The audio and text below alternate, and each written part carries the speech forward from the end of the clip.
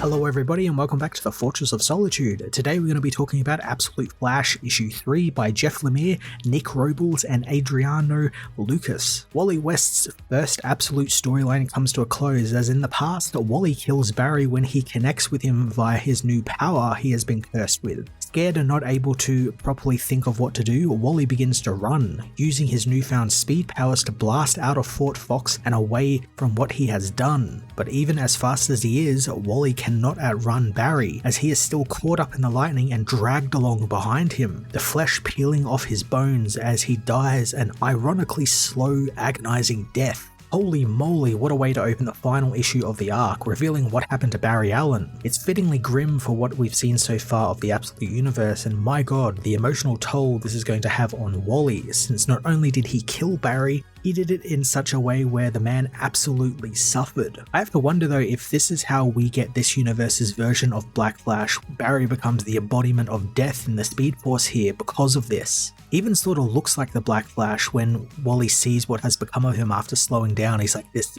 skeleton zombie in like a Flash costume.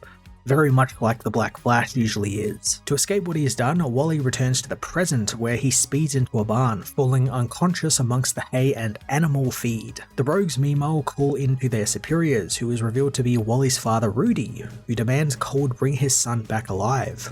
Lemire drops some pretty big breadcrumbs throughout this portion of the book, as while Rudy is monitoring the situation, one of his agents is named Thorn, as in Eobard Thorn, the Reverse Flash. Although he doesn't get a first name in this issue, so I don't know if he'll go by Eobard since that's a future name from the future timeline, so I think they'll probably end up going with the Eddie Thorn route here. It's a little one panel thing, but it does have some big implications, especially since Lemire let slip that Reverse Flash is coming very soon, at least within the next 5 or 6 issues. Cold reveals that they have sent the monkey, quote unquote, out after Wally, and Grod has tracked him to the barn. Wally awakens and recognizes the monkey from his father's lab, touching the primate's finger and sharing his memories with him. Never did I expect Lemire to relate Wally to Grod so heavily, but he does, showing how Wally and Grod both lost a parent too soon, and since that moment their lives have been utter torment in some way, and it's because of this loss between them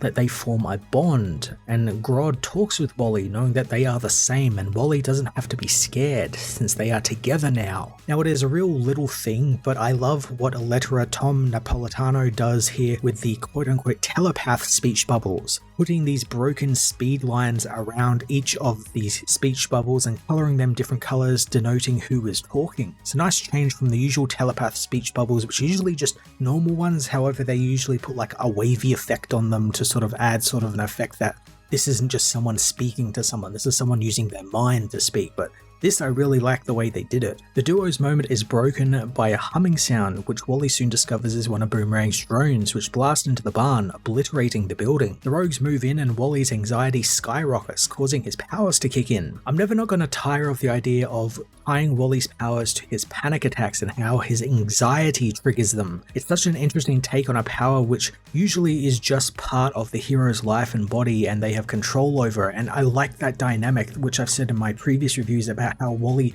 is so like control focused. He needs to be in control of what's happening in his life. He hates spiraling, but Speed Force is all of that. It's chaos, it's spiraling, it's constant movement, things he does not want. So I very much like that continued dynamic here. Then there's also the visualization of said power as we see various ghosts all pulling away from Wally, something we saw in the first issue as well, and they're all surrounding him and causing him to fall deeper into panic. And I said in my first review, I wonder if that's like Barry haunting him in some sort of way because he ends up killing Barry and maybe that's like his ghost in the Speed Force haunting him. But now after like seeing that he can go into the future and he can see, or he saw his like future selves, I'm having to think that maybe this is like his future selves haunting him or something. Like this is the future versions of him. You can sort of see him in the Speed Force, but not really. He hasn't tapped in fully to it, so he can't see them fully, just as like specters in this red chaotic energy. It's a very cool idea either way. Wally believes he has messed everything up, from killing Barry in the lab to what he may become in the future. It's no surprise here that Grod ends up being the one who can ground Wally in the present, telling him that they are both there against the rogues together. Grod confronts the villains alongside Wally, using his powers to disrupt Golden Glider's mind and cause her to crash. The team are caught off guard by the monkey's betrayal as Boomerang dons a special pair of Boomerang jetpacks to take the fight to Wally and Grod. Now Boomerang mentions that he has some sort of immunity to Grod for some reason. It's never explained.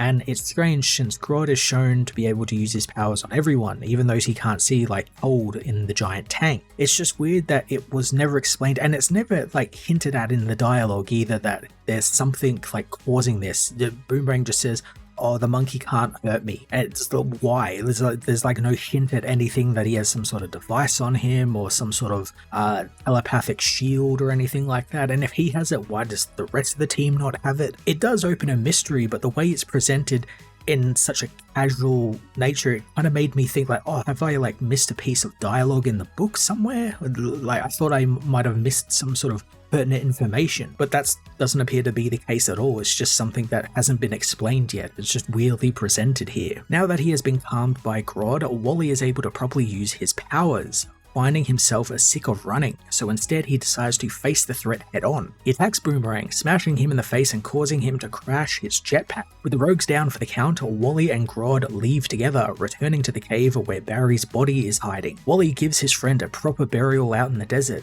telling himself that he cannot outrun his life and what it has become, so it's time to just embrace it. He takes the suit Barry was wearing when he died and wears it, deciding it's time to start to feel free as the Flash. So this last section of the book felt a tad rushed to me, like it sped through a lot of things, like Wally gaining control of the powers to defeat Boomerang, meeting Grod, befriending him, besting the rogues, and getting his suit. That's a lot of ground to cover, and you compare it to the other Absolute books where most of those had 4 or 5 issues for their first arc. So the story was spread out evenly and you got a good sense of what was going on. But here Lemire is just getting us right up to Wally in the costume and his Flash by issue 3. I mean, I do see how that can be some sort of meta thing with the Flash's powers being speed-based, how he's always got to do things fast and quick, you know, that sort of stuff. But I think barreling through all this stuff, which felt like it needed a little bit more room to breathe, probably was not the best idea. Absolute Flash issue 3 rounded out the book's opening arc, setting out most of the key points of a classic Flash story.